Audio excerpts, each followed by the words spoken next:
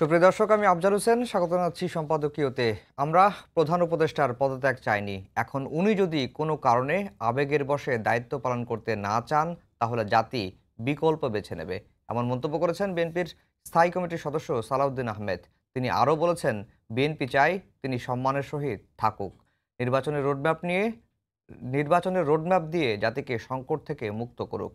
ইউনূসের বিকল্প না খুঁজে নির্বাচন পর্যন্ত সরকারকে ভালোভাবে সহযোগিতা করার আহ্বান জানিয়েছেন এনসিপি নেতা সার্জিস আলম। সরকারের একজন উপদেষ্টা বলেছেন, ডিসেম্বর থেকে জুনের মধ্যে নির্বাচন, একদিনও এদিক সেদিকের সুযোগ নেই। সামগ্রিক বিষয় নিয়ে আমাদের আজকের সম্পাদকীয় অধ্যাপক ইউনূস কেন হতাশ, আর এই নিয়ে আলোচনার জন্য আমাদের সঙ্গে স্টুডিওতে উপস্থিত আছেন নাজমুল আশরাফ, প্রধান সম্পাদক গ্লোবাল টেলিভিশন, এবং আশা করছি অল্প কিছুক্ষণের মধ্যে আমাদের সঙ্গে যুক্ত হবেন মাহমুদুর রহমান মান্না, সভাপতি নাগরিক ঐক্য। দর্শক, আপনারা এই আলোচনায় অংশ নিতে পারেন, এজন্য আপনাদের ফোন করতে হবে টেলিভিশনে দেখার নম্বরে। এছাড়া ফেসবুকের মাধ্যমেও আপনাদের মন্তব্য পাঠাতে পারেন। আলোচনার শুরুতেই জানিয়ে দেব এখনকার প্রধান শিরোনামগুলো। প্রধান উপদেষ্টার পদত্যাগ চায় না বিএনপি, আবেগের বশে দায়িত্ব ছাড়লে বিকল্প বেছে নেবে জাতি, বললেন সালাউদ্দিন। রোডম্যাপ ঘোষণাই বর্তমান সংকটের একমাত্র সমাধান। দুর্বলতা থাকলেও ডক্টর ইউনূসের সরকারকেই টিকিয়ে রাখতে হবে, বললেন জামায়াত নেতা তাহের। বিকল্প না খুঁজে নির্বাচন পর্যন্ত কাজ করতে দেওয়ার আহ্বান এনসিপি নেতা সার্জিসের। ঐক্য বিনষ্টে ষড়যন্ত্রের প্রতিবাদে চট্টগ্রামে জুলাই ঐক্যের বিক্ষোভ, বিচার ও সংস্কারে বাধার সম্মুখীন, জানালেন উপদেষ্টা রিজওয়ানা। ডিসেম্বর থেকে জুনের মধ্যেই ভোট। লাশে আগুন দেওয়ার আগে একজনকে হত্যার ভিডিও প্রকাশ, আশুলিয়ায় 6 মরদেহ পোড়ানোর মামলার তদন্ত শেষ, আসামি সাবেক এমপি সাইফুল সহ অন্তত 15 জন। প্রতিবেদন দাখিল 25 মে। এবং ব্যাংকিং খাতে সুশাসন ফিরলেও রাজনৈতিক অস্থিরতায় ধরে রাখা নিয়ে শঙ্কায় অর্থনীতিবিদরা। নানা কারণে সংস্কার নিয়ে চাপে সরকার, বললেন অর্থ উপদেষ্টা।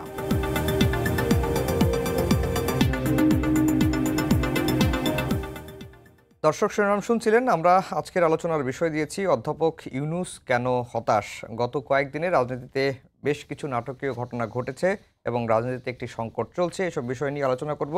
আশরাফ ভাই, যেহেতু মান্না ভাই এখন এসে উপস্থিত হয়নি, আপনাকে দিয়ে আলোচনা শুরু করি। প্রধান উপদেষ্টার পদত্যাগের প্রশ্নটা এলো কিভাবে বা কেন এলো? ধন্যবাদ আফজাল হোসেন। গত কয়েকদিনের নানান ঘটনা, প্রকাশ্য এবং অপ্রকাশ্য ঘটনা, এবং এই নিয়ে নানান রকমের চাপা উত্তেজনা, দেশে কি হবে, কি হচ্ছে, কি হতে যাচ্ছে, কোথায় কি ঘটছে, তার কিছু কিছু নানানভাবে জানা যাচ্ছিল, কিন্তু নিশ্চিতভাবে জেনে মূলধারা গণমাধ্যম প্রকাশ করা শুরু করেছে একটু পরে। তার আগে সামাজিক মাধ্যমে আমরা অনেক তথ্য দেখেছি, ব্যক্তিগতভাবে অনেকে আমরা অনেক কিছু জানতে পেরেছি, কিন্তু সেগুলো যাচাই বাছাই করে সাংবাদিকতার নিয়ম অনুযায়ী প্রকাশ করার বাস্তবতা ছিল না।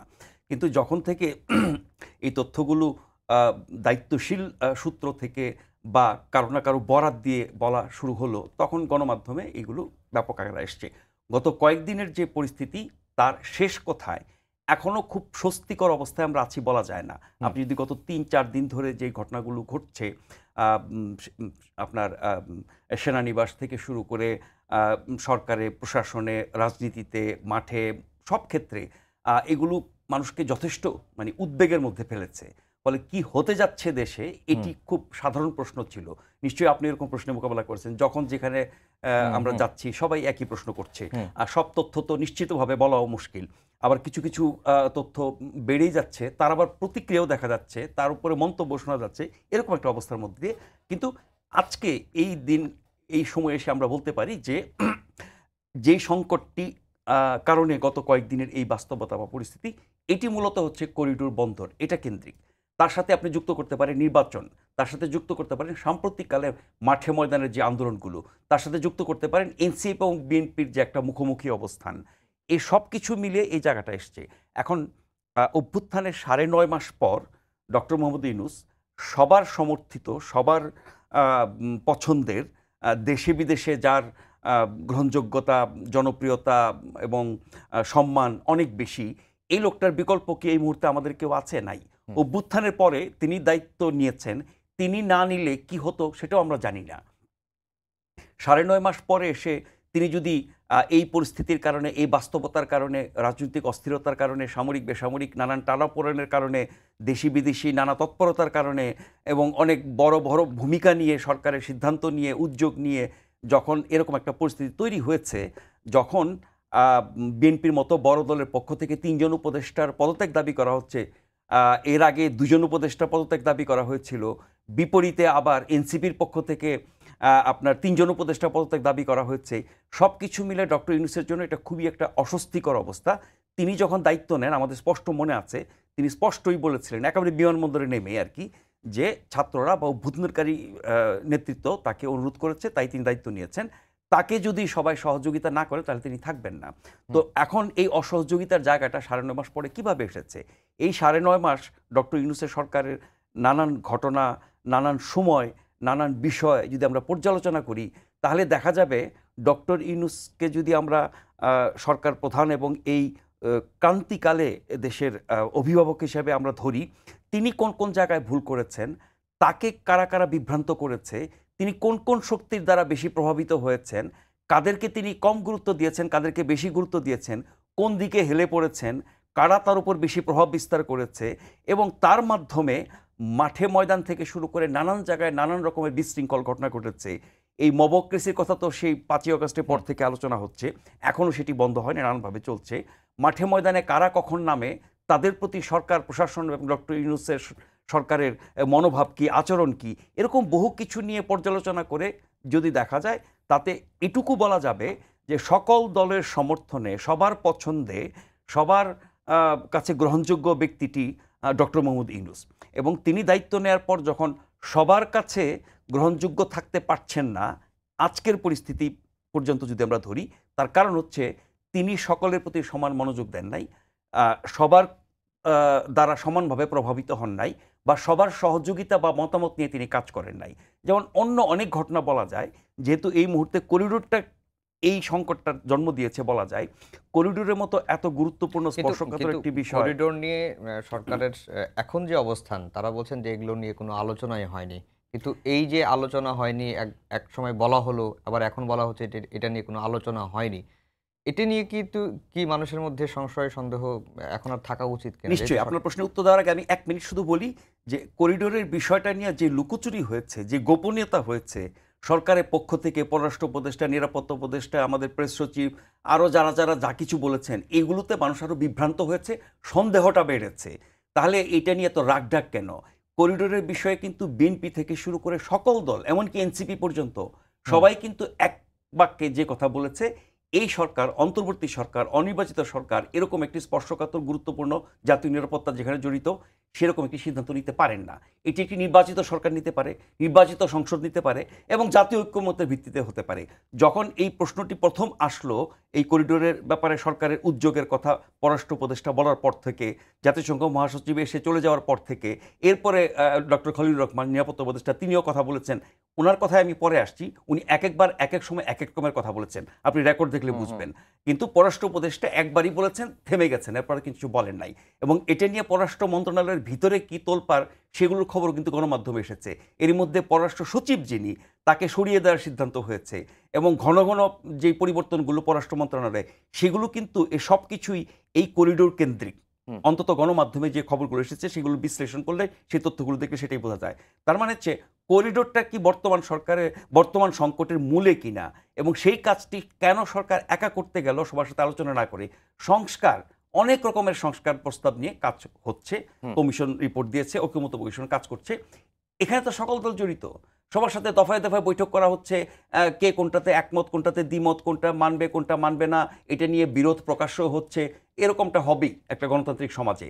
কিন্তু করিডোরের বিষয়টা কেন কারোর সাথে আলোচনা না করে, কোনো রকমের স্পষ্ট তথ্য না দিয়ে সরকার তলে তলে এই কাজটা করতে গেছে, সেখান থেকে সন্দেহটা শুরু হয়েছে। আপনি বলছেন যে করিডোরই এখনকার যে সংকটটার এটার প্রধান কারণ। দুটো কারণে, রাজনৈতিক দলগুলোর সাথে বিরোধের ব্যাপারও এবং সামরিক বাহিনীর সাথে বিরোধের ব্যাপারও কিন্তু এই করিডোরই। কিন্তু আজকে বিএনপির স্থায়ী কমিটির সদস্য সালাউদ্দিন আহমেদ তিনি যেটি বলছিলেন যে মূলত দুটি কারণে এই সংকটটা তৈরি হয়েছে। করিডোর তো আছেই, পাশাপাশি হচ্ছে যে নির্বাচনের সুনির্দিষ্ট একটা রোডম্যাপ নাই, এটি একটি সংকট। আরেকটা হচ্ছে যে রাজনৈতিক দলগুলোর সঙ্গে একটা দূরত্ব রেখে সরকার চলছে। আপনার কাছে কি তাই মনে হয়?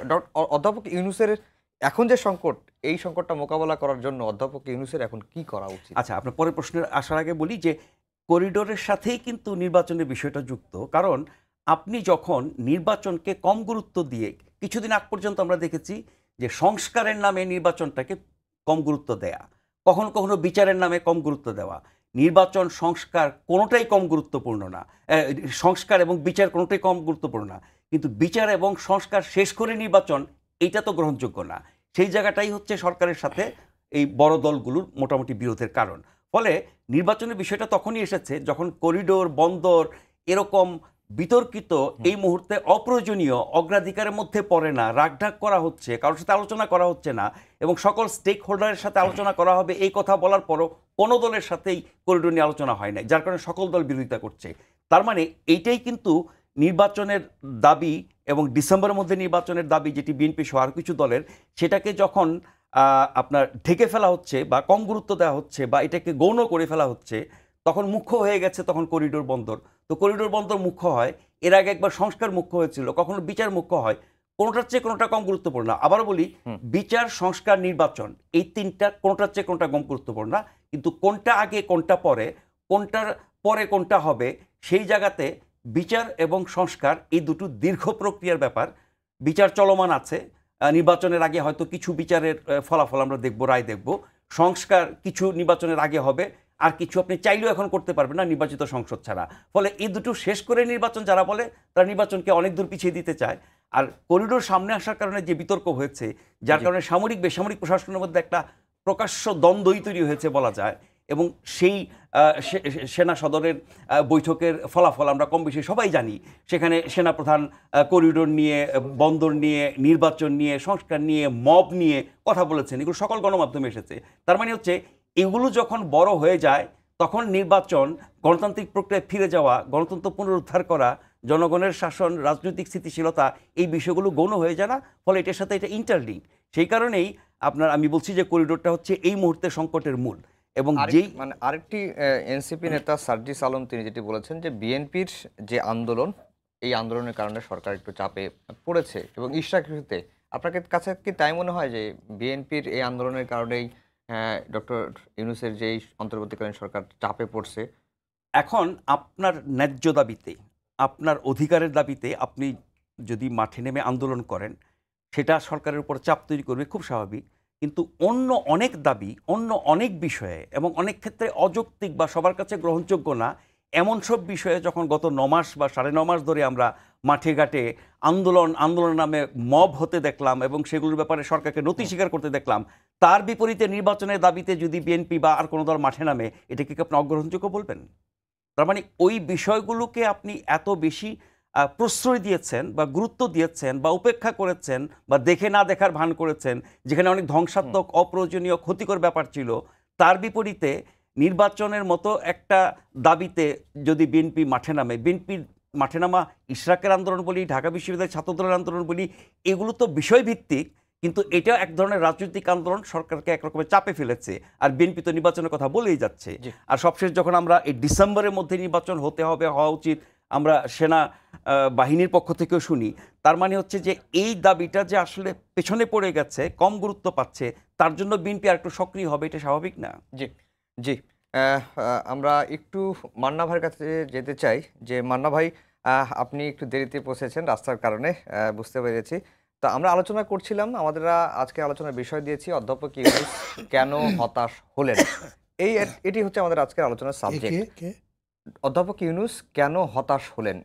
এই বিষয়গুলো নিয়ে আলোচনা করছি যে এই যে অন্তর্বর্তীকালীন সরকার ৮ আগস্ট দায়িত্ব নিল, সব রাজনৈতিক দল সমর্থন দিল, সহযোগিতা করে আসছে। কিন্তু ৯.৫ মাসে এমন কি ঘটনা ঘটলো যে পদত্যাগের ভাবনার মতো সংকটে তিনি কিভাবে পড়লেন? মূলত হচ্ছে পদত্যাগের ভাবনার মতো সংকটে আসলে তিনি কিভাবে পড়লেন? মানে ধরেন, যদি আপনি রাজনীতি বলেন, প্রশাসন বলেন, দেশ শাসন বলেন, তাহলে এই পদত্যাগের বিষয়টা আসারই কথা না। হুম। এ খুব ছেলে মনে হয়েছে আমার কাছে। কেন ছেলে মানুষই বলছি? ধরেন, আমি দেখলাম যে উনি ২ জন ৩ জন একেবারে জুনিয়র উপদেষ্টাদের ডেকে তাদের উপরে বেশ রাগ দেখিয়েছেন, কথা বলেছেন যে তোমরা যা করছো এইভাবে চলতে পারে না। হুম।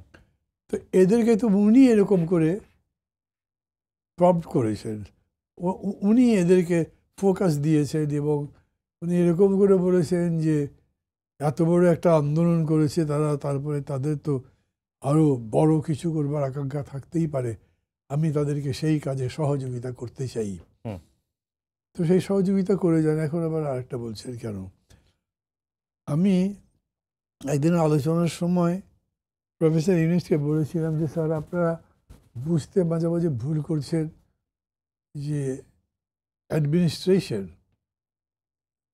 That is politics. হুম। আপনি যে শাসন করছেন সেই শাসনটা রাজনীতি, রাজনীতি বাদ দিয়ে শাসন হয় না।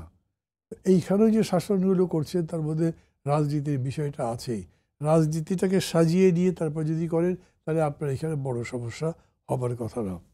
কিন্তু উনি এই পর্যন্ত যেটা করেছেন সেটা একেবারেই এরকম যে উনি একদম আলাদা থেকেছেন। মানে আমি অনেকের কাছে শুনেছি যে উনি খুব ভালো করে আপনার উপদেষ্টাদের মনিটরও করেননি। যেমন কোন উপদেষ্টা কী করছে, কি ভুল করছে, কি হওয়া উচিত ছিল, কি করা উচিত ছিল, একটা রেগুলার মনিটরিং হয় না, এগুলো উনি করেননি।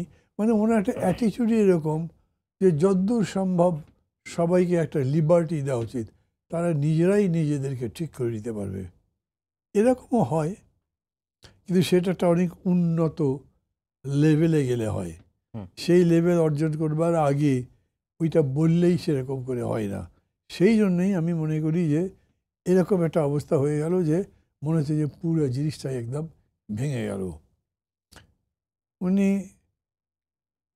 বলেছেন যে তোমরা যদি ঠিক করে এগুলো না করো তাহলে আমি থাকবো না, আমি ছেড়ে চলে যাব।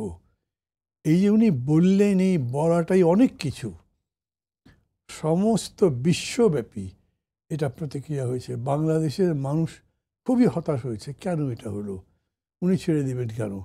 ডক্টর ইউনূস আমি মনে করি যে শাসন কার্যে 70-100 ভাগ তিনি সব মানে সাকসেসফুল হচ্ছেন তা না, কিন্তু তারপরেও ওনাকে মানুষ বাই অ্যান্ড লার্জ পছন্দ করে, সাপোর্ট করে, ভালোবাসে এবং সেই হিসেবে তাকে সহযোগিতাও দেয়।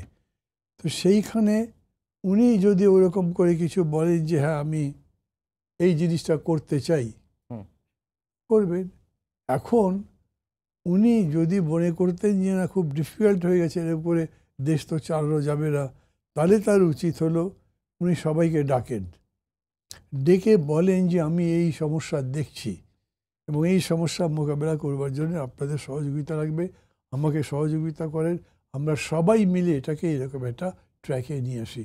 উনি কিচ্ছু করেননি। তো তো ফলে হয়েছে কি যে মানে আমি বলবো এই জায়গাটা একটা বিরাট গ্যাপ হয়েছে, মানুষের মধ্যে এক ধরনের হতাশাও হয়েছে এবং এটা সত্যি কথা ডক্টর ইউনূসকে কেন্দ্র করে যে স্কাই হাই শুধু আপনি আরও কিছু বলেন সেই রকম একটা উঁচু জায়গাতে ওনাকে বাংলাদেশের মানুষ নিয়েছে এবং এখনও সেখানেই রাখে।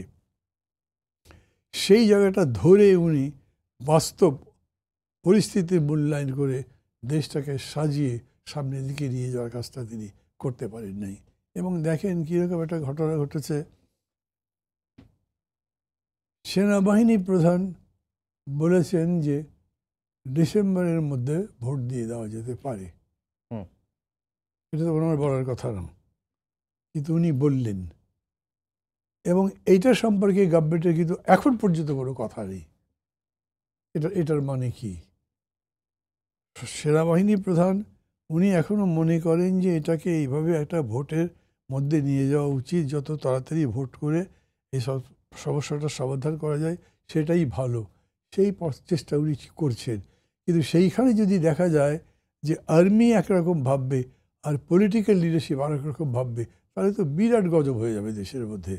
এগুলোরও কোনো জবাব হয় নেই। এগুলো মিলে আমি মনে করি যে খুব শান্তভাবে ধীর স্থিরভাবে আমাদের পরিবেশটাকে ভালো করে বুঝে আমাদের যা করা উচিত সেটা ফিক্স করে আমাদের কাজে নামতে হবে। না, যে যে বিষয়টি হয়েছে যে এই এই যে সংকটটা তৈরি হয়েছে, এই সংকটটার এখন সমাধান তো করতে হবে। যেটি নাজমুল আশরাফ ভাই বললেন যে এখনো স্বস্তিদায়ক পরিবেশ তৈরি হয় নাই। এটার সমাধান কি? জামায়াতের আমির দেখলাম তিনি সর্বদলীয় আ রাজনৈতিক দলের বৈঠকের কথা বলেছেন, বিভাজনটা দূর করার কথা বলছেন, অনেকেই বলছেন। তো কিন্তু ডক্টর মোহাম্মদ ইউনূস তো রাজনৈতিক দলগুলোর সঙ্গে ডাকছেন না, বসছেন না। মানে কেন? এটা তো কোনো যুক্তি নেই। এবং তাকে তো আজকে বসতে দেখলাম হবে। বিএনপির স্থায়ী কমিটির সদস্য সালাউদ্দিন আহমেদ তিনিও বলছেন যে তারা ৫ থেকে ৬ দিন অপেক্ষা করেছেন শুধুমাত্র সাক্ষাতের জন্য। তারাও সেটি পান নাই। যে এই রাজনৈতিক দলের সঙ্গে দূরত্বটা বাড়াচ্ছে কেন ইচ্ছা করে? তাহলে কি অন্তর্বর্তীকালীন সরকারে যারা আছেন, মানে ডক্টর আমি মোহাম্মদ এটা ইউনূসের বহুবার আশেপাশে যারা বলেছি, আছেন বুঝলেন? তারা কি তাদেরকে ভুল বোঝাচ্ছে তাকে? আমি বহুবার বলেছি এই কথা। Doctor Yunus is not comfortable with politics. মানে আছে না অনেকে, রাজনীতি তো কমান্ডার অফ দি সোসাইটি, আপনি অস্বীকার করতে পারবেন নাকি? কিন্তু রাজনীতি ভালো লাগে না। রাজনীতি বড় প্যাচের জিনিস মনে হয়, জটিল মনে হয়, ওটার মধ্যে আমি যাব না। আমি এমনি আছি, ভালো আছি, আমি যা ভালো ভালো কাজ করতে পারি তাই করব, আমি প্যাচের মধ্যে যাব না। এই যে একটা উন্নাসিকতা, আমি এটাকে উন্নাসিকতাই বলবো। কেন?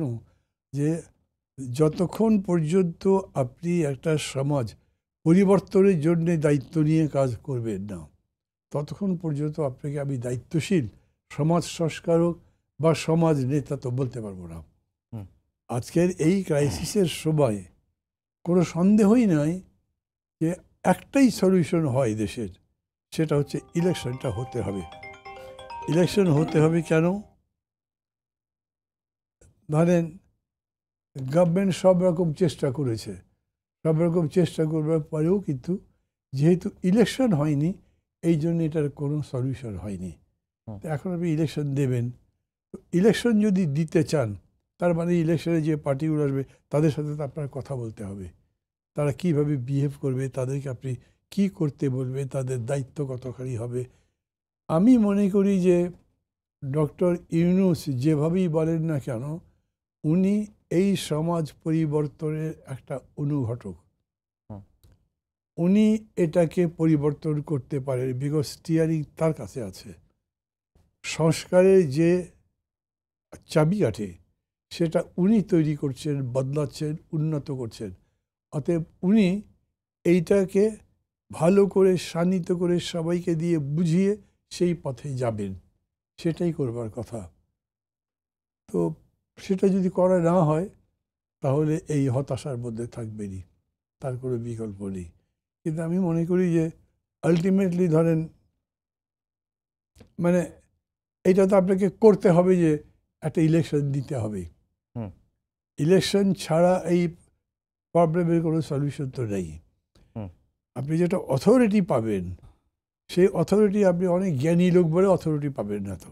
হুম। আপনাকে মানুষ এই অথরিটিটা দেবে, মানুষ সমর্থন করবে, মানুষ বলবে হ্যাঁ তুমি আমাদেরকে আগামী সময়ের জন্য লিড করতে পারো, তার মানে নির্বাচন, সেই কাজটা তিনি করবেন। তো ওইটার জন্যে এই নির্বাচনের পথে যেতেই হবে, এটাকে উপেক্ষা করে তিনি পারবেন আমি মনে করি না। জি। আজকে আশরাফ ভাই, নাহিদ ইসলাম একটি স্ট্যাটাস দিয়েছেন কিছুক্ষণ আগেই। আমি শোতে ঢোকার আগেই দেখেছি স্ট্যাটাসটা। তিনি বলেছেন যে আওয়ামী লীগকে নিষিদ্ধ করার পর থেকে দিল্লি থেকে ছক আঁকা হচ্ছে দেশকে অস্থিতিশীল তৈরি করার এবং বিভাজিত করার। গণতান্ত্রিক রূপান্তরকে বাধাগ্রস্ত করে আরও একটি ১/১১ বন্দোবস্ত করার পায়তারা চলছে। আপনার কাছে কি মনে হয়? দেখেন, যেটা এর আগে বলছিলাম যে ডক্টর মোহাম্মদ ইউনূস সর্বজন কি বলে সম্মানিত একজন ব্যক্তি দেশে এবং বিদেশে, এবং এই ক্রান্তি লগ্নে আমরা যে একটা ট্রানজিশনে আছি, আমরা গণতন্ত্রে ফিরে যেতে চাই, এবং মাওলানা ভাই যেটা বলছিলেন নানান সংস্কারের মধ্য দিয়ে আমরা একটা পরিবর্তিত নতুন বাংলাদেশ চাই, সেই ঐতিহাসিক দায়িত্বটা উনি কি রাজনৈতিক দলগুলো সহযোগিতা ছাড়া করতে পারবেন?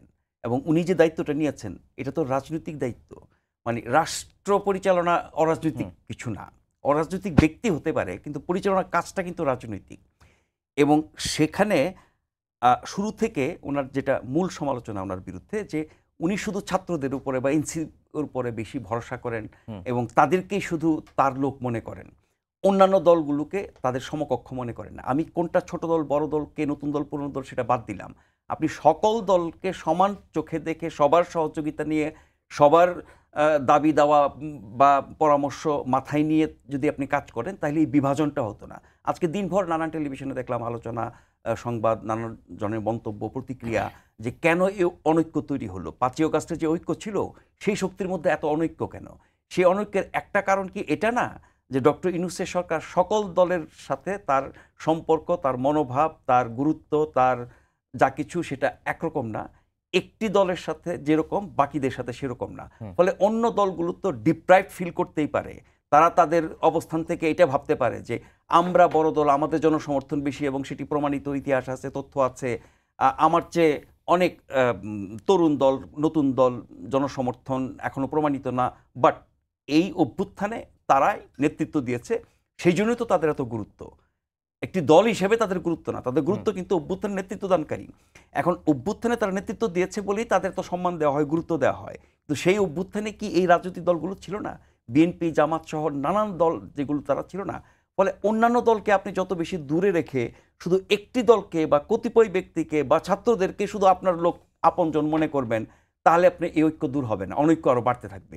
আপনি নানান দোষ দিতে পারেন, ফ্যাসিবাদীদের দোসর, ভারতের চক্রান্ত, আরও অনেক কিছু, এগুলো আমরা এখন সামনে আসতে দেখবো আরও বেশ কিছু। কারণ আপনি একটি সংকট বা সমস্যা বা নিজের দোষ বা দায়কে ঢাকার জন্য আপনি ওই ক্যাস্টেবেটা চোরকেই বারবার সামনে নিয়ে আসবেন। এটা খুব মানে বাজে একটা চর্চা আমাদের এখানে আছে। বিএনপির মতো দল, আপনি যেটা বললেন, আমিও আসার আগে শুনে আসছি, ৪-৫ দিন চেষ্টা করে প্রধান উপদেষ্টা দেখাই পেলেন না। আরেকটা খবরে দেখলাম জামাতও চেষ্টা করেছে, দেখা পেল না। তাহলে এই মুহূর্তে রাজনৈতিক দলগুলোর মধ্যে বিএনপি ১ নাম্বার, জামাত ২ নাম্বার, তাই তো? যারা সক্রিয় আছে, তো সেই ১-২ নাম্বার ব্যক্তি আপনার দেখাই পায় না। আবার এই যে আপনার পছন্দের দল, কেউ কেউ বলে অঘোষিত সরকারি দল, তারা এখন দ্রুত দেখা করলো, আপনার সাথে কথা বললো, আপনি আপনার অভিমান, ক্ষোভ, রাগ জানালেন, তাদেরকে সংযত হতে বলেছেন, নাহলে আপনি চলে যাবেন। তারা আবার অনুরোধ করেছে যে আপনি যাবেন না। তাহলে মানে এই যে একটা অসম সম্পর্ক, তিনি তো সরকার প্রধান এবং তিনি সবার নেতা, সবার সমর্থিত, সবার কাছে গ্রহণযোগ্য, সম্মানিত।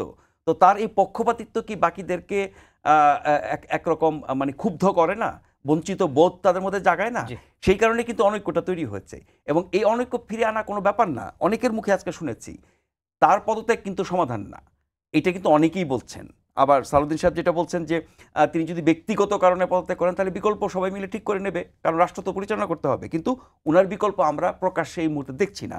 ফলে ওনাকেই থাকতে হবে, ওনাকেই ঠিক করতে হবে, গত ৯.৫ মাসের নানান ঘটনা পর্যালোচনা করতে হবে এবং এই যে বললাম রাজনৈতিক দলগুলোর সাথে ওনার যেই সম্পর্কের অসমতা, এটা দূর করতে হবে এবং সবকিছু সবাইকে নিয়েই কাজটা করতে হবে। তাহলে ঐক্যটা ফেরত আসবে এবং সবাই মিলে সিদ্ধান্ত নিলে নিশ্চয়ই সেটা ভালো কিছু হবে। মান্না ভাই, আমরা একেবারে শেষের দিকে চলে এসেছি। এই যে ক্রান্তিকাল সংকট যাই বলি, এই সংকট থেকে উত্তরণের জন্য বড় দল হিসেবে এখন পর্যন্ত এখনকার সময় বিএনপির যে অবস্থানটা কি দেখছেন? আমি বিএনপিকে অভলেট একেবারে অতি সম্প্রতি বেশ লজিক্যাল মনে করেছি। যে আন্দোলনটা তারা করলো এই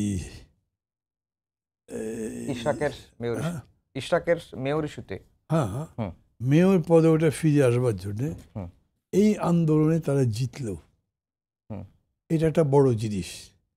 এবং এই আন্দোলনের মধ্যে দিয়ে তারা ২-৩ উপদেষ্টার পদত্যাগের দাবি খুব সিরিয়াসলি আনলো।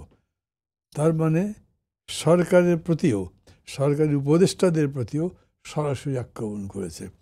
বিএনপিকে আমি মনে করছি যে তারা এই সরকারকে একটা আক্রমণ মানে পলিটিক্যালি এটা করছে তারা, এবং সেটা করবারই কথা, যেহেতু তারা বড় দল এবং এই সিটি কর্পোরেশনের ব্যাপারে তাদের বক্তব্যের পেছনে যুক্তি আছে, তারা সেটা করেছে, সেটা করে তারা জিতেছে। এবং এর মধ্যে যতদূর সম্ভব বিএনপি রিজনেবল বিহেভিয়ার করেছে আমি বলবো, এর আগে কিন্তু করেনি। ৫ তারিখের পর থেকে দীর্ঘ সময় ধরে বিএনপি একটু গায়ে জোর করেছে, কোথাও কোথাও চাঁদাবাজির অভিযোগ আছে, কোথাও কোথাও মানে দখলদারিত্বের অভিযোগ আছে, কিন্তু এই আন্দোলনের সময় তারা এটাকে খুবই ভালো করে মেনটেন করেছে। তো এইটাও একটা আমি মনে করি যে ভালো জিনিস করেছে। তারা যদি এটা দেখাতে পারে যে আমরা আন্দোলন করছি কিন্তু রেসপন্সিবল আন্দোলন করছি, তোমরা আমাদের উপর আস্থা রাখতে পারো, এইটা তাদের জন্য খুব দরকার। পারবে কি পারবে না জানি না, কারণ এই একটা ঘটনার উপরেই তো সব কিছু হবে না, আরও তো অনেকগুলো ঘটনা আসবে, সেগুলো দেখে তখন তারা বলবে। আর সামগ্রিকভাবে যদি তারা মানে আন্দোলন করে দলকে এগিয়ে নিতে চায়, এবং যারা যারা তাদের প্রতিদ্বন্দ্বী মনে করছিল কিন্তু এখন প্রতিদ্বন্দ্বী মনে করা যাচ্ছে না, মানে আমি বলি মানে এরকম একটা ভাব হয়েছিল বিএনপি ভোট টোট পাবে না, ওদের ভোট কমে গেছে, কিন্তু দেখা গেল যে তাদের পেছনে মানুষের এখনো ঢল অর্গানাইজ ওয়েতে আছে। এগুলো তো ম্যাটার করে, সেটা তারা দেখিয়েছে, এবং এইটা সম্ভবত তারা ধরে রাখবে, আরও বাড়াবে। এইটা যদি হয় তো ন্যাচারালি সামগ্রিক আন্দোলনটাকে তারা তাদের গ্রিপে রেখে সংস্কারই বলেন বা অন্য যাই বলেন সেই দিকে অগ্রসর হবে। জি মান্না ভাই, 1 মিনিট সময় আছে। আজকে সালাউদ্দিন আহমেদ একটা কথা বলেছেন যে প্রধান উপদেষ্টা যদি আবেগের বশবর্তী হয়ে দায়িত্ব ছেড়ে দিতে চান তাহলে বিকল্প খুঁজবে জাতি। আসলে ডক্টর মোহাম্মদ ইউনূসের তিনি যে সংকটের সময় দায়িত্ব নিয়েছেন 9.5 মাস, যেভাবে হোক তিনি আছেন, তার বিকল্প কি দেখা যায়? দৃশ্যমান কেউ আছে? যেহেতু আশরাফ ভাই বললেন দৃশ্যমান কেউ নেই।